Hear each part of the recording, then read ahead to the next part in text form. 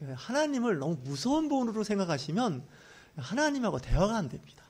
특별히 여러분 직장이나 아니면 뭐 교회에서 마찬가지인데 사람을 무서워하거나 어려워하면 일단 소통은 안 된다고 봐야 됩니다. 근데 하나님은 소통이 안 되는 분으로 우리가 인식을 할 수가 있습니다. 왜냐? 워낙 높으시고 거룩하시고 위대하다 보니 우리가 어떻게 하나님 앞에 가까이 갈 수 있을까? 물론 이제 구약의 많은 말씀들은 하나님을 경외하는 것이 지혜의 근본이고 삶의 아주 기본이 된다고 강조하지만 이 경외가 사실은 영어로 fear입니다. 다시 해서 공포입니다. 공포. 그래서 이제 신약에 와서는 성육신 사건이 굉장히 큰 사건 아니겠습니까? 하나님이 인간의 몸으로 오셨다는 겁니다. 그분이 메시아 예수라는 거죠. 그래서 예수님이 뭐라고 하냐면 너와 나는 신랑과 신부 관계에서 친구 관계로 관계를 좁힙니다. 근데 아직도 구약적인 개념으로는 하나님은 두려운 존재입니다. 건수만 걸리면 그냥 채찍이 날라오는 거예요. 이렇게 신앙생활 하시면 물론 잘할 수는 있습니다. 무서우니까 정말 잘 지킵니다. 하지만 그 안에 진정한 자유는 없죠. 예수님께서 말씀하시죠. 진리를 알지니 진리가 너희를 자유케 한다는 거죠. 그러니까 하나님을 안다는 것, 예수 그리스도를 통해서 하나님을 안다는 것은 하나님의 마음을 아는데 하나님 마음은 굉장히 여리다는 겁니다. 제가 하나님의 약점을 하나 알아내는 게 있는데 3가지를 알아냈습니다. 궁금하신 분은 사적으로 물어보면 알려드리겠습니다. 물론 맨입으로 안 됩니다. 커피 한 잔 사셔야 됩니다. 하나를 알려드린다면 그분이 마음이 굉장히 약하다는 거예요. 굉장히 강한 것처럼 막 말씀해 보면 이 우주에서 가장 세신 분 같은데 마음이 얼마나 심약한지 눈물도 많으시고 항상 그 자기 자신을 낮추시는데 어느 정도까지 낮추시냐면 마국간으로 오셨을 뿐만 아니라 십자가의 죽음까지 선택하신 분입니다. 그분이 그 허우대는 멀쩡하신 분이 심약하기는 정말 그지없어요. 그분의 최대 약점이 그거의 약점이에요. 이 약점을 잘못 알면 나중에 또 사고 나는데 여튼 간에 그분이 마음이 여리신데 그 아버지의 마음이 아들이 돌아오길 기다린다는 거예요. 문도 열어놓고 24시간 문을 열어놓는 거예요. 그리고 항상 밤에도 24시간 낮에도 불을 켜놓고 밤에도 불을 켜놓는 겁니다. 아들이 그 불빛을 보고 찾아올 수 있도록. 그래서 그 누가복음의 15장에 나오는 그 예화입니다. 돌아온 아들 이야기는. 근데 오늘 이 요한복음 8장은 실화입니다. 사실입니다. 근데 이 이야기도 배경이 있습니다. 그 돌아온 탕자 이야기는 그 예수님의 집회에는 세리와 죄인들이 많이 모였기 때문에 그런 예화가 있었고, 오늘은 또 예수님이 집회를 했는데 오늘은 아침에 성전에서 말씀을 전하실 때 또 사고가 났습니다. 이때 예수님의 그 집회에는 두 부류의 사람들이 나타나는데 바리새인과 서기관 그룹들이 나타납니다. 이 사람들 율법주의자이기 때문에 율법으로 아주 잘 자리 잡힌 사람들입니다. 요즘 말하면 아주 모범생입니다. 신앙생활 잘하고 성경 66권을 통째로 외우는 사람입니다. 성경 기본 100독에서 200독 하신 분입니다. 그러니까 이런 분들은 늘 말씀이 머릿속에 쫙 있어가지고 아주 그 도서관에 책장에 파일 꽂혀 있듯이 꽂혀 있습니다. 말씀이. 그러다 보니까 무슨 일만 있으면 그 말씀을 갖다 턱턱 들이대는데 이게 숨이 막히는 거예요. 근데 지금 예수님의 그 사역을 방해하려고 한 겁니다. 예수님의 사역을 방해하는 건 마귀입니다. 우리가 이제 생각하는 건 마귀입니다. 이 바리새인과 서기관이 예수님을 난처하게 만들려고 만든 사건이 오늘의 이야기입니다. 그래서 이제 이 가늠하다 현장에 걸린 여인을 두고 예수님이 어떻게 지금 말씀하시는지 처신하는지 보고 예수님을 이제 올무에 잡아서 정죄하려고 작정을 한 겁니다.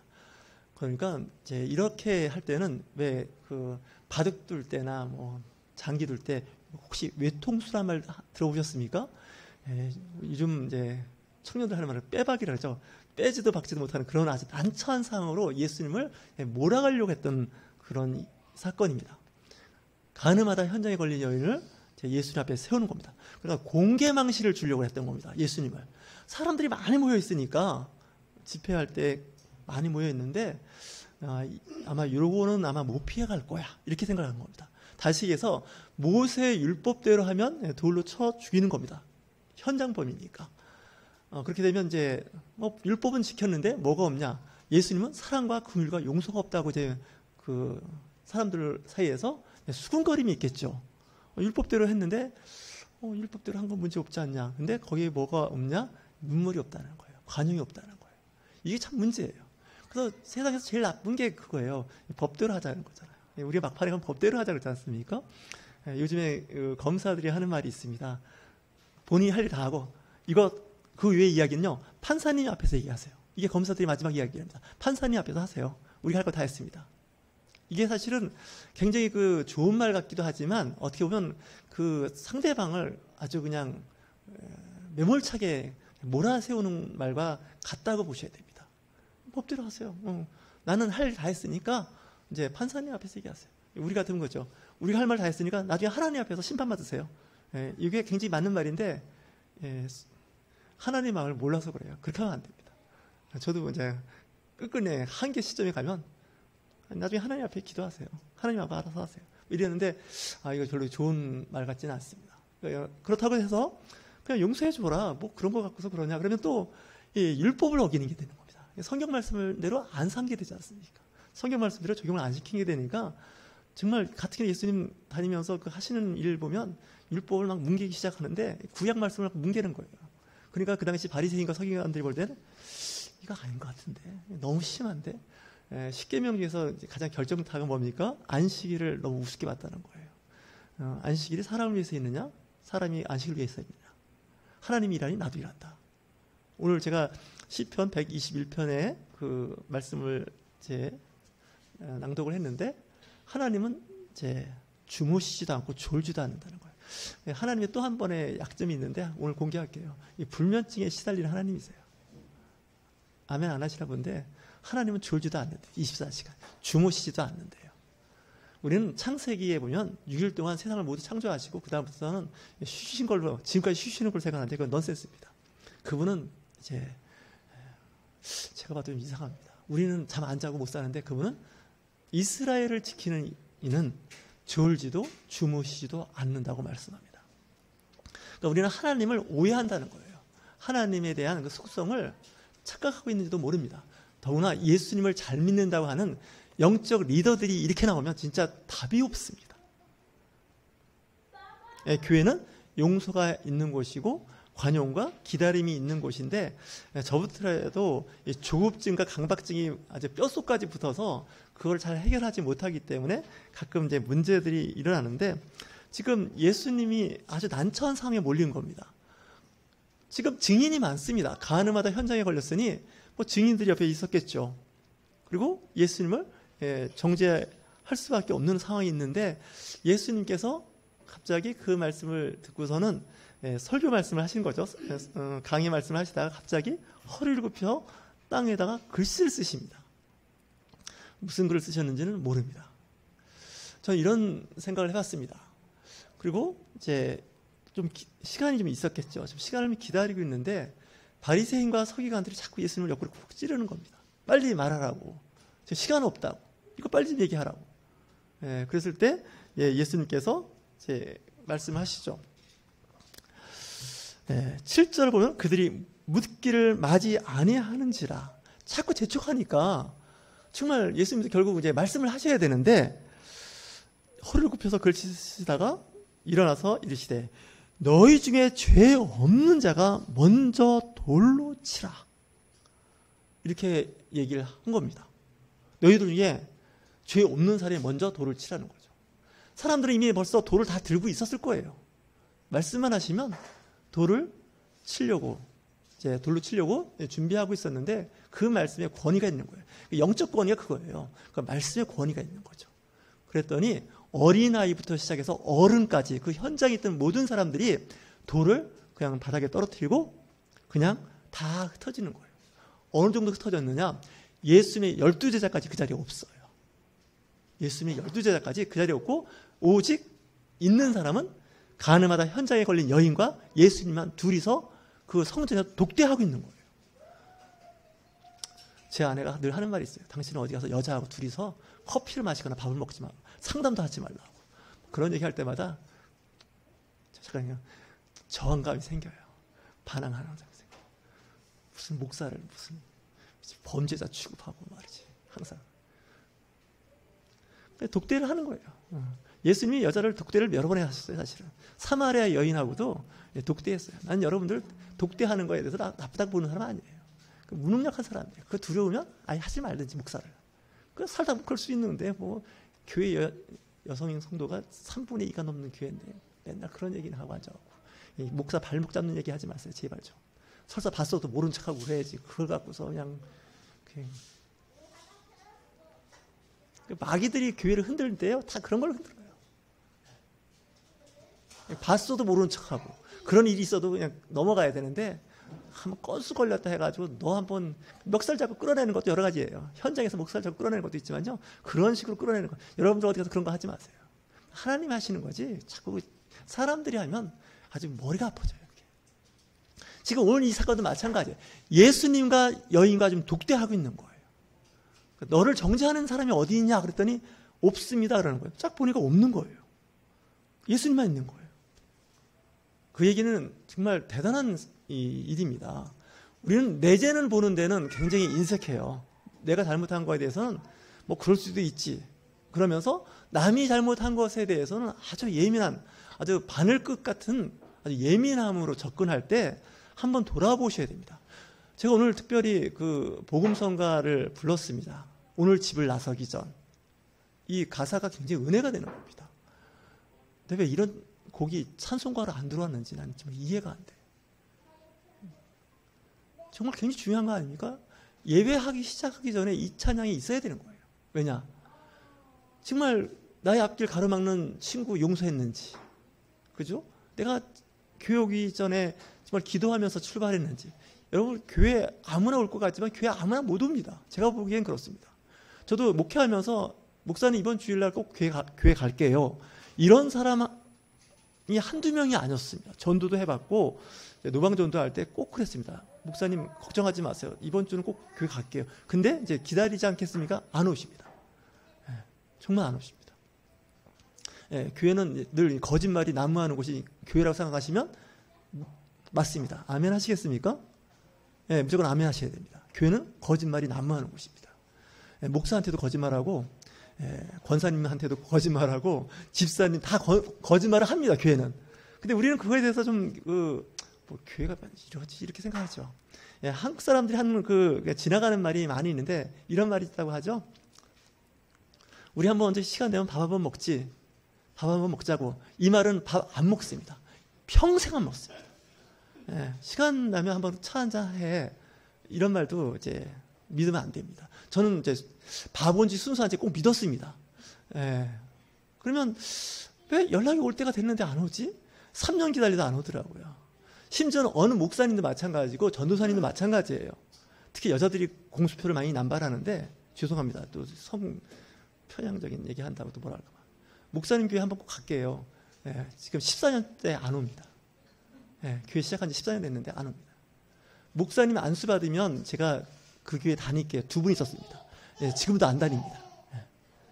그러니까 목사님 시간 되실 때 커피 한잔 하시죠. 시간 날 때 밥 한번 같이 먹지? 이 말은 이제 그냥 인사말입니다. 이거를 이제 문자대로 받아들이면 사고 나더라고요. 근데 교회도 예외는 아닙니다. 늘 그런 일이 있기 때문에 듣는 사람과 말하는 사람, 특히 이제 듣는 사람 입장에서는 그걸 사실로 들을 때가 많습니다. 근데 말하는 사람은 생각 없이 한 말입니다. 아직 입에 붙은 겁니다. 그러니까 이제 서로 간에 소통해서 굉장히 어려움을 겪는다는 거죠. 교회 안에서도 그런 일들이 많이 일어나고 있는데 우리가 특별히 조심해야 할 일들이 많이 있습니다. 그래서 좀 가능하면 이제 지나가는 말, 당장 눈앞에서 면피용으로 하는 말은 안 하는 게 좋습니다. 제가 봐도. 왜냐면 사람이 실없어집니다. 믿을 수가 없는 거예요. 제가 오죽하면 어떤 분은 제가 대놓고 했어요. 선생님이 하시는 말씀은요 40%만 믿으면 될 것 같습니다. 그런 얘기도 한 적이 있어요. 왜냐면 하도 이제 덕담을 하고 좋은 얘기를 하는데 도저히 들을 수가 없어요. 그래서 제가 이제 요즘에 카카오톡 하지 않습니까? 가끔 이제 덕담을 전엔 날마다 올렸습니다. 2개도 올리고 3개도 올렸는데 요즘은 잘 안 합니다. 왜냐면 저도 남들로부터 덕담을 많이 받는데 아주 지겹더라고요. 구구절절 다 맞는 말씀이고 좋은데 짜증나는 거예요. 진짜. 난 바빠 죽겠는데 어떤 때랑 문자 몇 개씩 쌓이면 집중력도 떨어지게 하는 거예요. 그래서 저도 자제하자니. 요즘에 고민이에요. 딜레마야. 안 하자니 좀 허전한 것 같고 하자니 받는 사람도 불편한 것 같고, 또 그 말씀이 또 좋으면 괜찮은데 자기 가슴을 후벼 파는 말을 하면 그냥 그 다음부터는 그냥 나가기를 하든지 차단을 하든지 뭐 이렇게 나오지 않겠습니까? 그러니까 요즘에 이제 그런 말도 못하고 그냥 늘 덕담을 얘기하는데, 이게 사실 한국 사회에 아주 공해가 돼버렸어요. 정말 그렇습니다. 예, 제가 한번 그런 얘기를 사석에서 한 적이 있습니다. 제가 2년 동안 날마다 큐티 관련된 글을 보낸 형제가 있었는데 늘 보더라고요. 예, 답은 없었지만 늘 이렇게 보더라고요. 왜냐면 그 일자가 없어지지 않습니까? 늘 보고 있길래 한 번 하루는 작심을 하고 제가 보내준 글을 잘 본다는 감사함으로 제가 커피 쿠폰 2장을 보내드렸습니다. 그랬더니 2년 만에 답장이 왔어요. 목사님 감사합니다. 잘 마시겠습니다. 성경 구절 좋은 말씀 2년 동안 그렇게 보내도 답장 하나 안 달리더니 커피 2잔에 감사합니다. 목사님 잘 마시겠습니다. 이렇게 이제 문자 리플이 달리는 거예요. 그때 제가 깨달은 게 있어요. 쓸데없는 말 100마디 하는 것보다 커피 쿠폰 2잔이 훨씬 상대방한테 강하게 큰 감동을 준다는 걸 알았습니다. 심지어는 성경 구절 100날 보내봐야 아무 소용없습니다. 보지도 않을 뿐만 아니라 그냥 머릿속에 이제 오른쪽 귀로 들어갔다가 왼쪽 귀로 그냥 빠져나가는 것 뿐입니다. 그러지 말고 가끔 커피 쿠폰 좀 보내세요. 보낼지 모르면 저한테 오세요. 제가 보내는 방법을 알려드릴 테니까 저한테 좀 보내세요. 어떤 분은 보내드려도 그걸 못 챙겨 드시는 분이 계시더라고요. 성경 구절 수십 구절 암송하고 외우면 뭐합니까? 커피 준 쿠폰도 못 받아보는 삶을 살면서 이 기독교인들이요 거의 생활 무능자들이 한두 명이 아니에요. 아멘 좀 해보세요 좀. 예. 교회 열심히 잘 다니고 신앙생활 잘하고 성경 많이 읽는 사람들이 개념이 없고 상식이 없고 주변 상황에 눈치도 없을 뿐만 아니라 생활 무능력자, 최고의 무능력자는 신실한 기독교인들이에요. 두 분만 아멘 하시고 나머지 분은 인정 안 하시는 분위기 같은데 마음대로 하세요. 뭐 상관없어요. 오늘 작심하고 얘기하는 거예요. 하나님 사랑한다고 얘기하지 마시고요. 사랑하는 거 한번 실천 좀 해보세요. 우리 특히 순복음교회가 그게 아주 심해요. 유난히. 덕담이 많고 맨날 주의 이름으로 축복한다 그러고 막 2손, 막 4손 막 위로 아래로 다 하는데 커피 쿠폰 하나 안 보내요. 이런 사람들하고 놀지 마세요. 정말 지겨운 사람들. 하나님의 나라는 말에 있는 게 아니라 그 말에 능력을 보는 거잖아요. 네. 말씀에 능력이 있어야 되지 않습니까? 차라리 침묵하면 나은데 이 말을 하니까 문제. 특히 저같이 말 많은 목사들이 문제잖아요. 이게 사실 보통 문제가 아니에요. 한국 교회가 말씀은 차고 넘쳐요. 집에도 굴러다니는 성경책이 한두 권이 아니에요. 뭐 경건서적은 수십 권이에요. 제가 공유교회로 갈 때 책 750권을 다 딴 분 나눠줬어요. 750권입니다. 저는 그래서 서재에 책이 별로 없어요. 책을 잘 안 삽니다. 도서관에서 빌려서 보고 그냥 반납하고 말아요. 왜냐면 제가 이사를 여러 번 해보니까 이 책 이사하는 비용도 만만치가 않더라고요. 막 책이 막 20몇 박스씩 나오다 보니까 이제 이삿짐 센터에서 견적을 새로 내더라고요. 가만 보니까 안 보는 책이에요. 어떤 분은 그러더라고요. 6개월 동안 안 보는 책은 다 버리라 그러더라고요. 6개월만 안 보겠습니까? 10년 동안도 안 보죠. 우리가 신앙생활 할 때 정말 중요한 부분들이 많이 있는데 잘 보셔야 됩니다. 특별히 오늘 제가 그 빅토르 유고의 작품 중에서 그 레미제라블이라는 그런 그 이야기를 좀 하려고 합니다. 거기에 주인공이 장발잔 아니겠습니까? 잘 아시는 겁니다. 영화로도 나왔는데 영화를 꼭 보실 수 있으면 한번 보십시오. 그 장발잔이라는 사람이 그 사람이 이제 정말 힘도 세고 아주 의협심이 있는 사람인데 너무 가난하다 보니까 빵을 훔치게 되지 않습니까? 서양 사람들은 빵이 주식입니다. 우리는 쌀집 가서 쌀집을 털은 겁니다. 쉽게 얘기하면. 먹을 게 없으니 쌀집을 털었죠. 우리는 그걸 바게트라고 그러죠. 파리 바게트. 그 말이 맞을 겁니다. 프랑스 거니까. 프랑스제 빵을 털었습니다. 그랬는데 잡힌 게 문제입니다. 잡혀서 감옥살이를 하는데 5년 동안 감옥살이를 합니다. 빵을 몇 개 훔쳤겠죠. 빵 한 조각 훔친 게 아닙니다. 그 당시 빵은 하나가 커서 며칠 먹을 수 있는 빵의 크기입니다. 그래서 이제 감옥살이를 하는데 이 5년 이런 형량이 무겁다고 생각하지만 이 장발자는 평소에 밀렵을 하면서 고기 먹던 사람이고 불법 무기를 소지했던 사람이다. 그래서 죄가 여러 가지가 같이 이렇게 돼서 5년을 삽니다. 빵 하나 훔쳐서 5년 사는 게 아닙니다. 항상 여러분들 나중에 법정에 서보실 기회가 있을지 모르겠는데 안 섰으면 좋겠습니다. 한 가지 죄를 졌는데 꼭 한 가지 죄에 서너 가지가 같이 붙습니다. 처음에 민사로 갔다 형사로 가고 형사로 갔다 민사까지 붙습니다. 근데 이 사람이 자꾸 탈출을 하려고 탈옥을 몇 번 하는 바람에 형량이 늘어서 19년을 살았습니다. 어쨌든 형량을 살고 나와서 이제 갈 곳이 없는데 소위 말하는 교회에서 이제 기거하게 됩니다. 프랑스는 천주교입니다. 카톨릭 국가입니다. 거기서 있는데 거기에 주교로 있는 담임 목회자겠죠. 미리엘이라고 하는 신부를 만나서 거기서 생활하다가 어느 날 이제 그 교회 성당을 탈출합니다.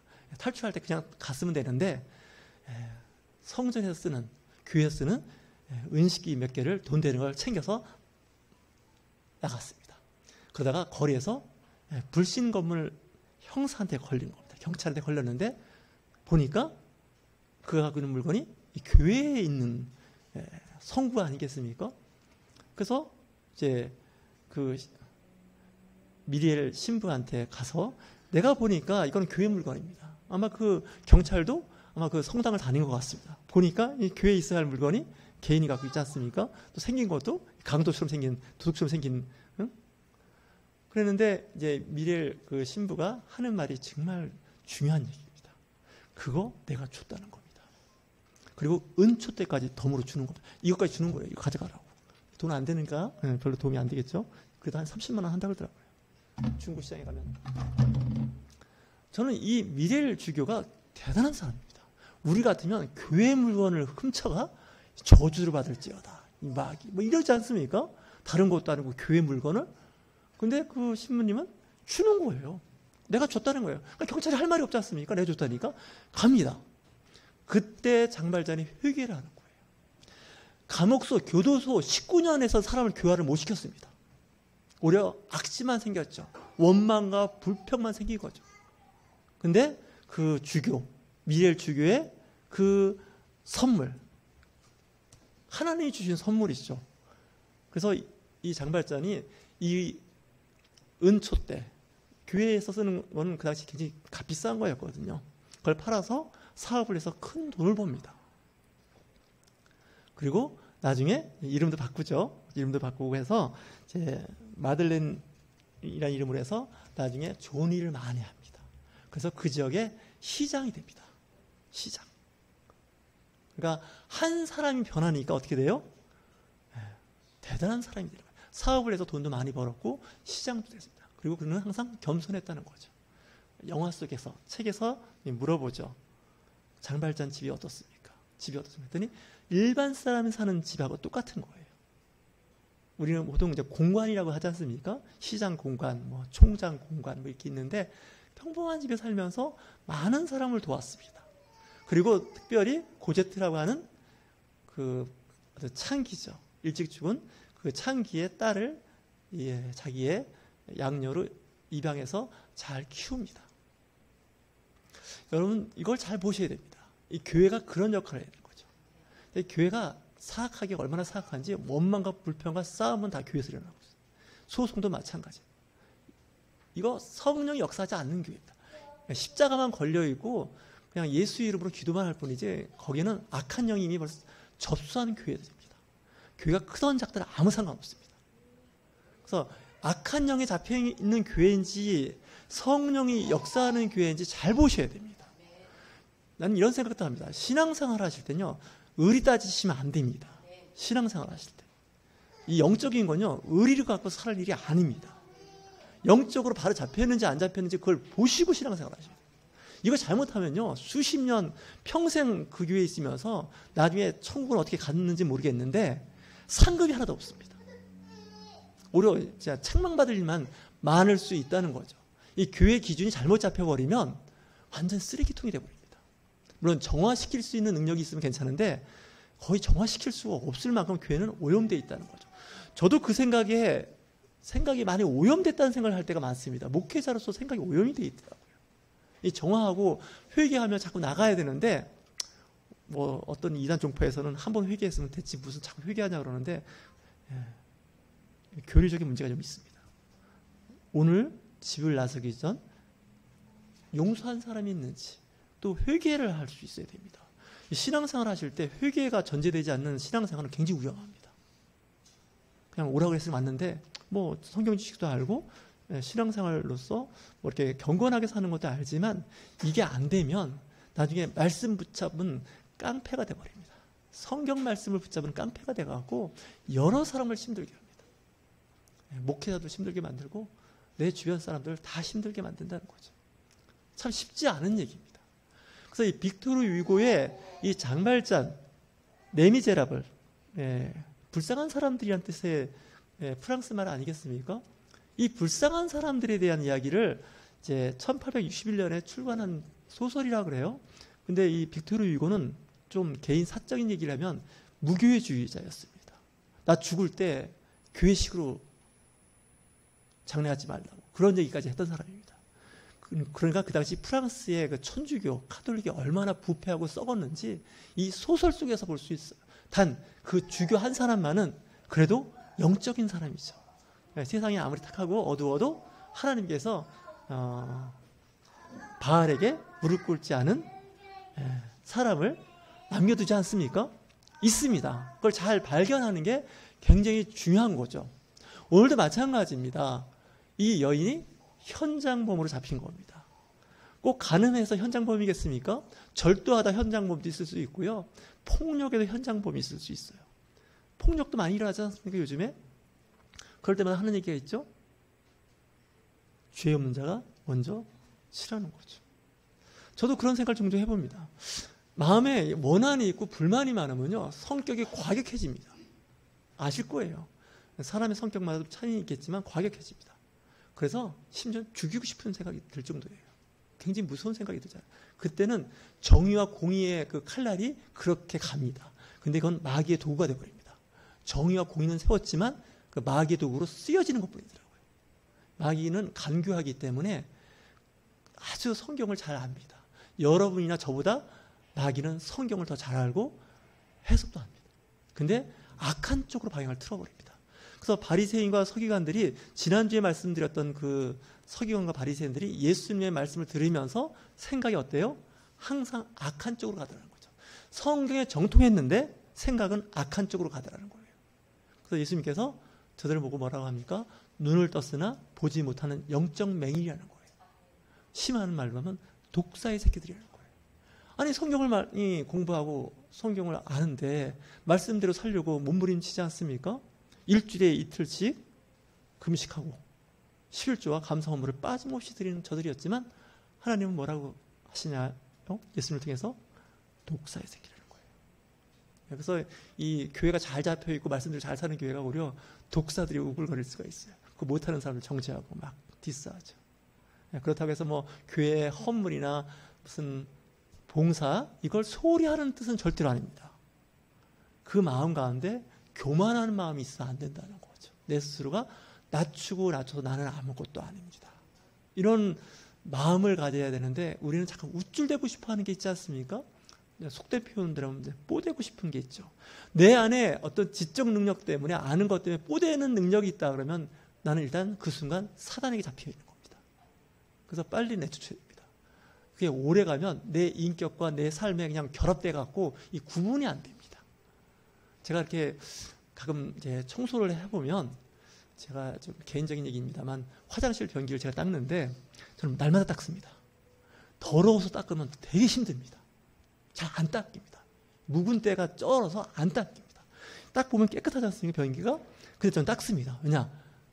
깨끗할 때 자꾸 닦아야 놔야지 이 더럽다고 생각해서 닦으면 일단 일이 커집니다. 시간이 오래 걸리고 닦아도 잘 안 닦입니다. 지칩니다. 그래서 내 영적, 내 삶도 자꾸 그 영적 그 안 좋은 때가 끼는 것을 좀 보셔야 됩니다. 그래서 우리가 주일날 교회 와서 예배하고 교제할 때 특별히 조심해야 돼요. 이 교회 공동체는 사실 아슬아슬할 때가 많습니다. 제가 한번 신학대학 교수님한테 말씀을 한번 드려본 적이 있습니다. 작은 목회지만 목회를 하는데 마치 살얼음판을 걷는 것 같습니다. 그랬더니 뭐 그렇게 생각하냐고, 다음 대학에 하면 되지. 그분은 이제 목회 안 하는 교수니까 그렇게 얘기하는 거고요. 이 목회를 하는 사람들은 살얼음판 걷듯이 목회를 합니다. 사실은.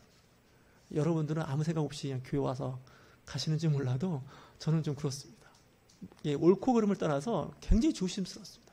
굉장히 예민하거든요. 조심해야 되거든요. 눈빛 하나, 언어 하나 잘못하면 상대방한테 굉장히 불편함을 주게 됩니다. 그것이 누적되면 폭발하거나 신앙 공동체를 떠나는 일이 생길 수가 있기 때문에 그렇습니다. 예, 그러다 보니까 자유가 없어지고 힘든 건 사실이지만 그래도 또 조심할 건 조심해야 됩니다. 가능하면 자꾸 용서하고 기다리고 참아주는 것이 저는 신앙생활하고 목회하는 데는 도움이 된다는 생각을 요즘 많이 해봅니다. 그 외에는 답이 없습니다.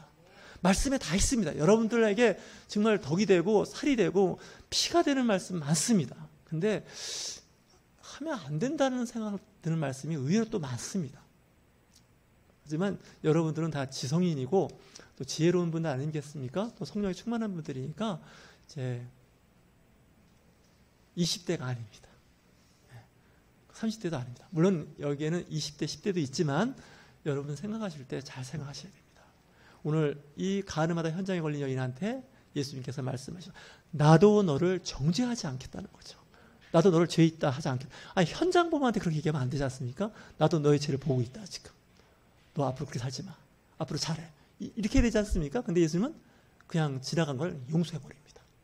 나도 너를 그 죄를 덮어준다는 거죠. 하나님의 마음이죠. 하지만 계속해서 그런 죄를 짓지 말라는 거죠. 제가 한번 말씀드렸죠. 막달라 마리아가 이 창녀였던 이 여인이 아니었겠냐는 거예요. 그래서 예수님과 함께 사역을 끝까지 같이 했던 여성 제자 중에 한 사람이었다는 거 아닙니까? 그 사람의 그릇의 크기는요, 용서를 많이 한 사람일수록 그 사람은 큰 그릇입니다. 용서를 안 하고 사랑 얘기하는 사람들은 좀 가짜일 가능성이 큽니다. 저도 말은 이렇게 하지만 제 안에 좀 안 풀리게 몇 가지 있는데 굉장히 노력하고 있습니다. 기도하면서. 저와 여러분 예수님의 마음을 닮아가시는 저와 여러분이 되실 주의 이름으로 축원합니다.